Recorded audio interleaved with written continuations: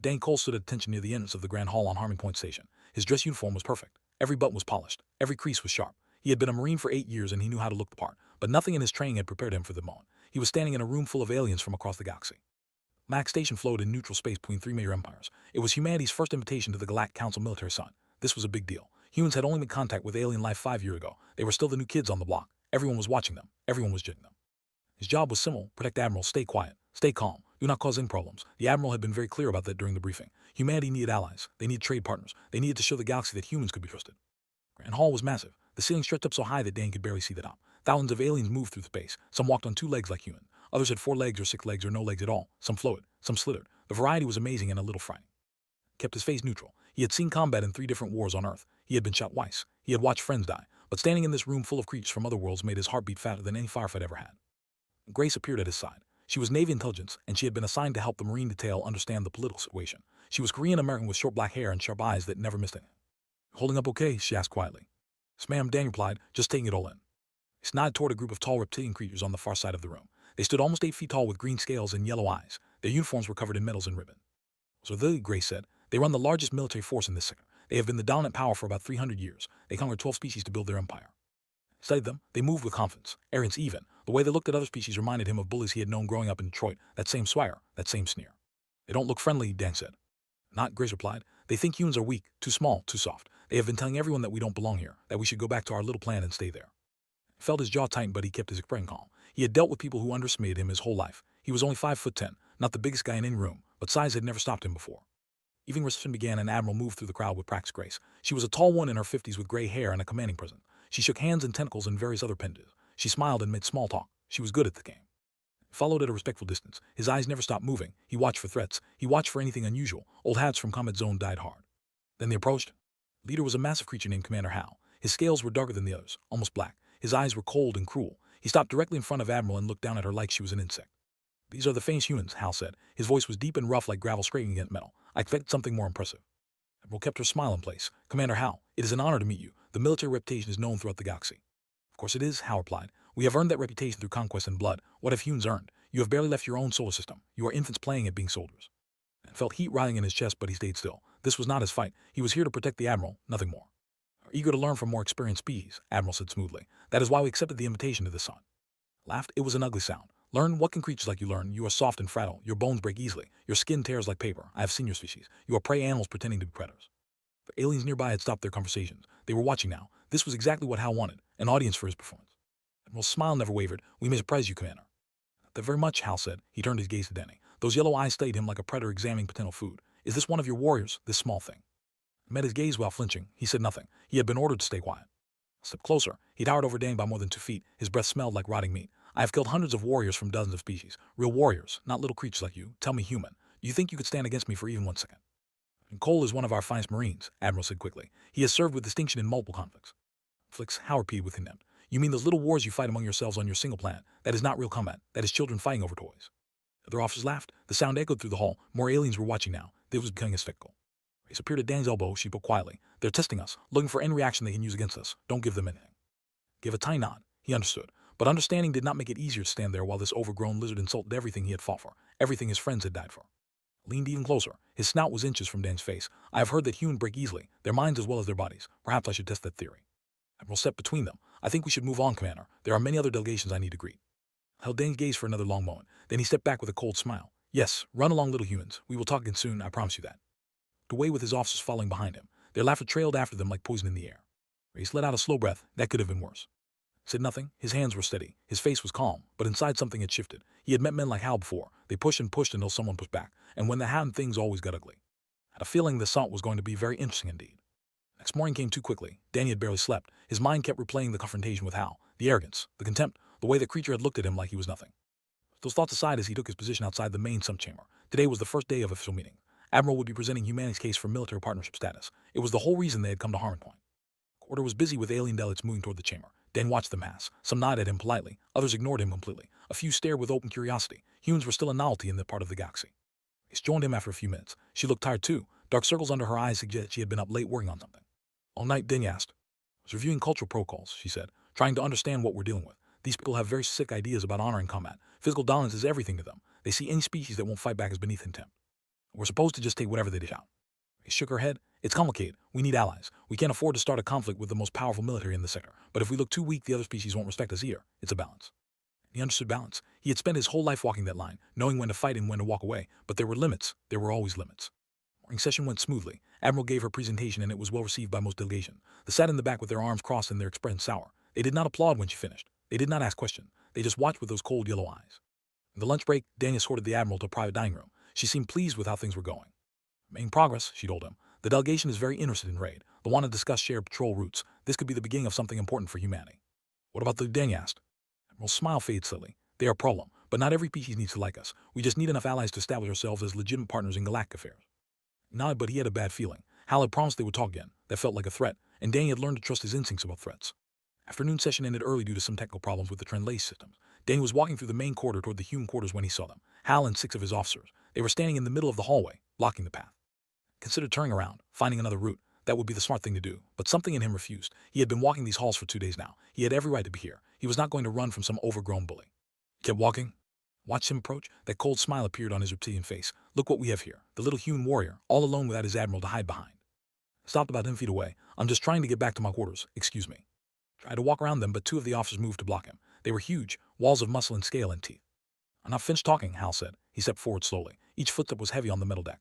I have been thinking about you, human. Thinking about how pathetic your species truly is. You come here begging for scraps at the galactic table. You pretend to be warriors when you have never faced a real enemy. I faced plenty of enemies, Dan said quietly. Laughed. Other humans, fighting over pads of dirt on your tiny planet. That is not war. That is play fighting. You know nothing of true combat. The aliens had stopped to watch. This was becoming a scene. Dan knew he should stay calm, walk away if possible, but they were not giving him that option. Power has conquered worlds, Hal continued. His voice was getting louder now, playing to the audience. We have crushed species that were ancient when your ancestors were climbing trees, and you think you deserve to stand among us as equals. You are insects, less than insects. Felt his heart rate increasing. His muscles were tensing. Old instincts were kicking in. The same instincts that had kept him alive through 3 combat tours. I don't want any trouble, Dang said. His voice was steady but firm. Just let me pass. Move closer. He was right in front of Dang now, looming over him like a mountain. Trouble? You are trouble. Your entire species is trouble. You should have stayed in your little solar system where you belong, but instead you came here, pretending to be something you are not. Ace appeared at the end of the corridor. Her eyes went wide when she saw what was happening. She reached for her communicator. One of these days, Hal said softly. His voice was almost a whisper now. I'm going to show the galaxy exactly how fragile humans really are. I'm going to break one of you, slowly, painfully, as an example to others. He did not respond. He kept his eyes locked on Hal. Every muscle in his body was ready, waiting. But not today, Hal said. Then without warning, he raised his massive hand and slapped Danny across the face. The blow was powerful. It snapped Danny's head to the side. It would have knocked most humans to the ground. The sound echoed through the corridor like a gunshot. Officers laughed. Some of the watching aliens gasped. Grace froze with her communicator halfway to her ear. He had blood in his mouth. His cheek was on fire. For a fraction of a second, everything was still. Then he moved. It was not a decision. It was instinct. Years of training taking over. His body knew what to do even if his mind had not caught up yet. Inside Hal's reach, though was still laughing, still enjoying his moment of triumph. He never saw it coming. His elbow struck the side of Hal's head with devastating force. The blow landed perfectly on the temple where the skull was weakest. Before they could react, Dane followed with a palm strike to the same spot. Then a downward hammer blow with his fist. Restrike 3 seconds. Collapsed, his massive body hit the deck with a thunderous crash. His skull was cracked. Green blood pooled beneath his head. His yellow eyes stared at nothing. Laughter stopped instantly. The corridor was silent. Every alien present stared at Dane in shock. The tiny human who had just killed the most feared warrior in the military with his bare hands. Stood over the body. His chest was heaving. His hands were steady. He looked up at the other officers. They had not moved. They seemed frozen in place. He hit me first, Dang said simply. Grace ran toward him. Her face was pale. Danny, what have you done? Looked down at Hal's body, then back at Grace. The reality of the situation was starting to sink in. He had just killed a senior officer of the most powerful military in the galaxy, in front of dozens of witnesses. Defended myself, he said, but even as he spoke the words, he knew it would not be that simple. Nothing was ever that simple. Officers finally moved. They drew weapons and pointed them at Danny. Alarms began to sound throughout the station. Security teams would be arriving in a moment. He did not resist when they surrounded him. He had done what his instincts demanded. Now he would face whatever consequences came next. That was how it worked. You made your choice and you lived with the results. As they led him away, he caught Grace's eye. She was already on her communicator, already working the problem. She gave him a small nod. This fight was far from over. Holding cell was small and cold. Danny sat on a metal bench and stared at the wall. His cheek still throbbed where Hal had struck him, but they would never hit anyone again. That thought should have brought some satisfaction. It did not. He had killed before, in combat, in war zones, but those deaths had been different. They had been necessary for survival, for protecting his fellow Marines. This felt different. This felt like everything was about to fall apart. Door opened and Admiral walked in. Her face was hard to read. She dismissed the guards and waited until the door closed behind them. Cole, she said, would you like to explain what happened? He stood at attention, old habits. He struck me first, ma'am, I responded. Killed him with your bare hands in 3 seconds. The Admiral's voice was flat. Do you understand what you have done? Yes, ma'am. I'm not sure you do. She began to pace the small cell. The delegation is demanding your execution. They want it to happen today. Their fleet has powered weapons. Our fleet has powered weapons. We are one miscommunication away from a shooting war that humanity cannot win. felt the weight of those words. He had known there would be consequences, but hearing it laid out so clearly made it real in a way it had not been before. "Sorry, ma'am," he said, "but I will not apologize for defending myself." Admiral stopped pecking. She studied him for a long moment. "Neither would I, but that doesn't change our situation." The door opened again and Grace entered. She was carrying a tablet and her expression was intense, the kind of look she got when she was working on a problem and starting to see a solution. "Well, I've been reviewing legal codes. I think there might be a way out of this." "Talk to me, Lieutenant." He's pulled up something on her tablet. Culture is built entirely around military dominance. Physical combat is central to their legal system. When one strikes another, it is considered a formal combat challenge. The struck party has every right to respond with lethal force. Collision Admiral pointed out. But they have applied their combat laws to other species before. There are dozens of precedents. When they conquered them, they executed prisoners who refused to fight back. They claimed that refusing combat was the same as admitting inferiority. Spoke up, so they held other species to their standards, but they don't want those same standards applied to them.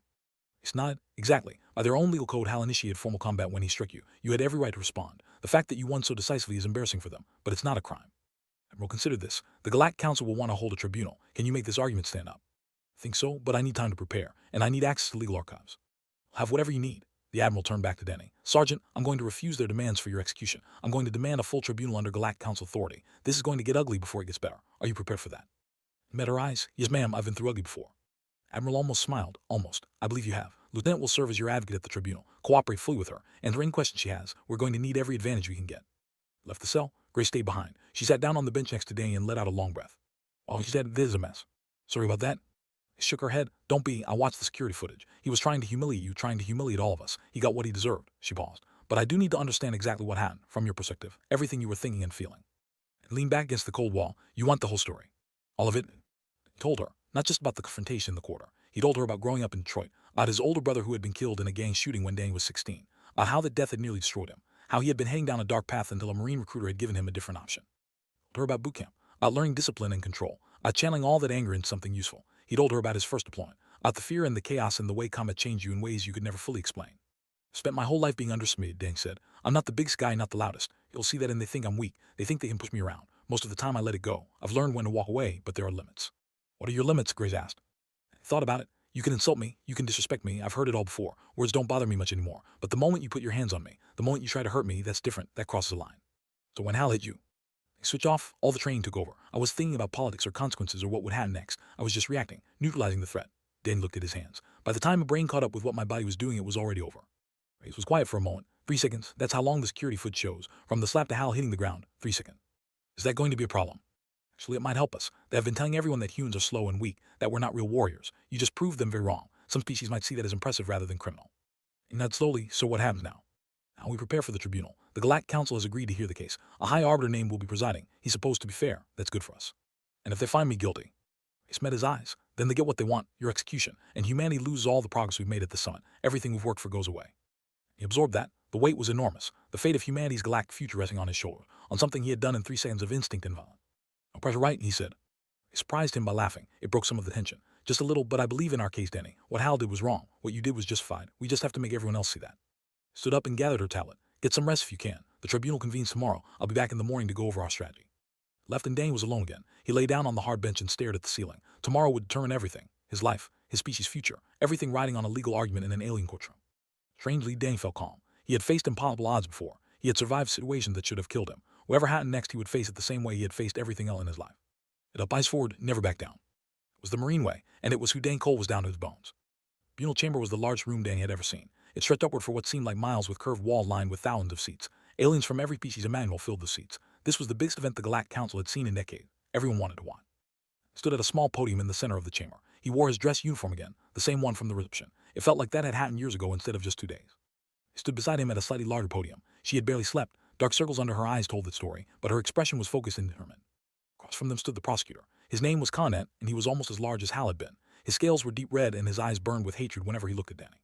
The front of the chamber on an elevated platform sat High Arbiter. He was a species Danny did not recognize. Thin and gray-skinned with 6 arms and large black eyes. His species was known for their neutrality and wisdom. That was why they often served as judges in galactic disputes. As one of his hands in the chamber fell silent. "This tribunal is now in session. We are here to determine the guilt or innocence of the human known as Sergeant Dan Cole. He stands accused of murdering Commander Hal of the Empire. The prosecution may begin." Dan stepped forward. His voice boomed through the chamber. "What happened in that quarter was not combat. It was not self-defense. It was cold-blood murder. Commander Hal was one of our greatest warriors. He served the Empire with distinction for 40 years. He conquered 3 worlds. He led forces that brought peace and order to countless systems. Wanted to point out that conquering worlds and bringing order usually meant killing everyone who resisted. But he kept quiet. Grace had told him to let her do the talking. and claims he was defending himself, continued. But look at the evidence. Commander Hal delivered a single open-handed slap, a minor gesture, a test of character as is our custom with inferior species. The human responded with lethal force, 3 devastating blows that crushed our commander's skull. Did Danny? This was not defense. This was execution. The human knew exactly what he was doing. He targeted the weakest point of anatomy. He struck with precision and power that speaks to premeditation. He wanted to kill. He intended to kill, and he must pay for that crime with his life. The delegate and the gallery hissed their approval. Other species watched in silence. High Arbiter turned to Grace. The defense may respond. Stepped forward. She moved with confidence despite facing a room full of aliens who wanted her client dead. Arbiter, members of the gallery, the prosecution wants you to see the case as simple. Human kills, therefore human is guilty, but justice is never that simple. Context matters, intent matters, and the laws that govern these situations matter most of all. Pulled up a holographic display. Security footage began to play. It showed Hal's behavior at the reception, his insults, his aggression, his deliberate attempts to provoke the human delegation. It did not begin in that corridor, Grace said. Commander Hal spent 2 days harassing human representatives. He mocked our species. He insulted our warriors. He publicly declared his intention to break one of us, to hurt us, to prove our inferiority. Footage shifted to the corridor. It showed Hal and his officers blocking Dang's path. It showed the confrontation, the insults, and then the slap. He paused the footage at the moment of impact. Look at this carefully. There was not a minor gesture. There was a full force strike to the face, a blow intended to harm and humiliate. By any reasonable standard, there was an attack. Dan interrupted. On a slap is merely a test of courage. It is customary when evaluating less species. Grace asked. She pulled up a new display. Text filled the screen. This is from your own legal code. Section 7, paragraph 3. When one warrior strikes another, it constitutes a formal combat challenge. The struck party may respond with any force they deem necessary, including lethal force. Delegate stirred, expression darkened. Claim that Commander Hal was merely testing Sergeant Cole, Grace continued. But your own laws say otherwise. The moment he struck Sergeant Cole, he initiated formal combat, and in formal combat death is an acceptable outcome. Law applies to, argued, not to these inferior creatures. He smiled slightly. Actually, no. I found 17 precedents where military tribunals applied combat law to species. In each case, you held those species to standards. You cannot now claim that those same standards do not apply when the outcome is not in your favor. And to the gallery, to all the watching aliens. The Empire has spent centuries telling the galaxy that they are superior warriors, that physical strength and combat prowess are the only measures of worth. They have bulleted and conquered and killed based on that philosophy. He's pointed at Denny. Sergeant Cole is 5 foot 10 inches tall. He weighs 107 pounds. Commander Hal was over 8 feet tall and weighed more than 500 pounds. But like Hal should have won. He should have crushed the small human without effort. He paused, let the science build. That is not what happened. Sergeant Cole ended the fight in 3 seconds. Not through luck or trickery, through skill, through training, through abilities that humans have developed over millions of years of evolution on one of the most dangerous planets in the galaxy. He's pulled up images of Earth, predators, natural disasters, the harsh environments that humanity had survived and conquered. It's evolved as persistent predators. We may not be the strongest or the fastest, but our bodies are designed for efficiency and endurance. Our reflexes are honed by millions of years of survival against creatures that wanted to eat us. Our bones are dense, our muscles are compact but powerful, and our minds are trained to react instantly to threats.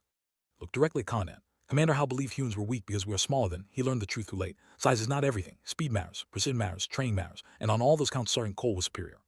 Gallery was stirring now. Dan could see aliens whispering to each other, reconsidering what they had seen. I want you to punch Sergeant Cole for winning a fight that Commander Hal started, Grace said. They want you to declare that humans must accept abuse without response, that we must stand still while they humiliate and harm us. That is not justice. That is submission.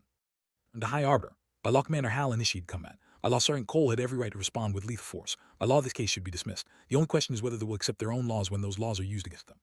She returned to her podium. The chamber was buzzing with noise now. High Arbiter had to raise all 6 arms to restore order. This tribunal will recess for deliberation, announced. A verdict will be delivered within 3 standard hours. To escort Dang back to a holding room, Grace followed. As soon as the door closed, she let out a shaky breath. That was incredible, Dang said. He managed a weak smile. We're not done yet, still has to decide, and they have a lot of influence in this sector. But you gave them something to think about.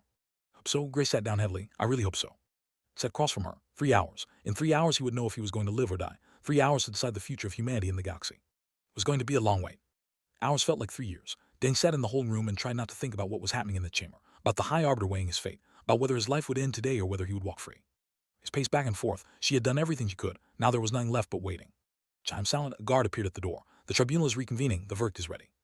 Stood up. He straightened his uniform. Whoever came next he would face it standing tall. He would not give her the satisfaction of seeing fear. The chamber was even more crowded than before. Word had spread throughout the station. Every species wanted to see how that would end. The air was thick with tension. He took his place at the podium. Grace stood beside him. Across the chamber Commandant waited with undisguised hatred in his eyes. The delegation filled an entire section of the gallery. Their fleet was still out there, weapons still powered. Arbiter entered and took his seat on the elevated platform. The chamber fell silent instantly.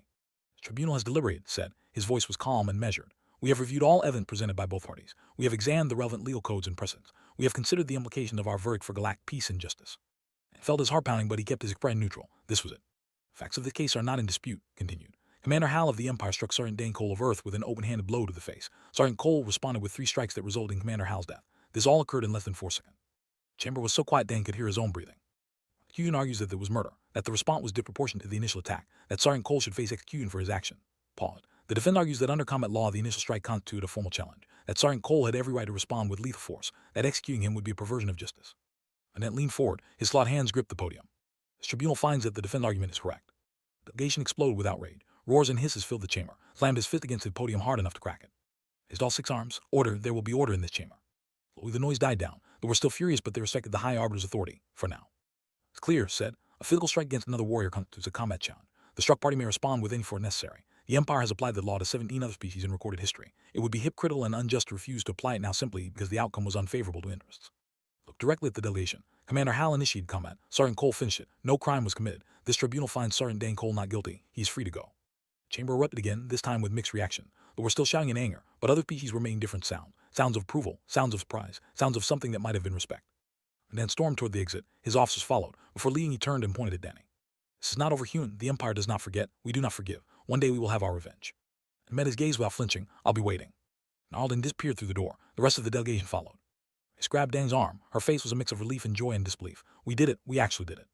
Admiral appeared beside them. She was smiling, actually smiling. Lieutenant, that was the finest legal argument I have ever witnessed. And Sergeant Cole, she shook his hand firmly. You just changed everything. I just defended myself, ma'am. Oh, you did much more than that. The Admiral looked around the chamber. Other aliens were approaching, representatives from species Danny had never seen before. You showed the galaxy that humans are not to be underestimated. You challenged the dominance that has lasted for centuries, and you won. The next hour, Dan lost count of how many aliens came to speak with him. A diplomat with silver skin and flowing tentacles, a general covered in thick blue fur, a delegation of small creatures who could only communicate through a translator device. They all wanted the same thing. They wanted to meet the human who had killed a warrior with his bare hand. They all wanted to talk about alliances. Have suffered under bullying for generations, the diplomat said. They conquered our 8 years ago. They have treated us as slaves ever since. But seeing what you did, knowing that someone can stand up to them and survive, it gives us hope. Well, stories came from others that had lost trading rights to intimidation. The species had been forced to pay tribute for protection they did not need. Dozens of species had been living in fear, accepting dominance because they believed they had no choice. It had changed that, not with politics or diplomacy, with 3 seconds of violence that proved they could be beaten.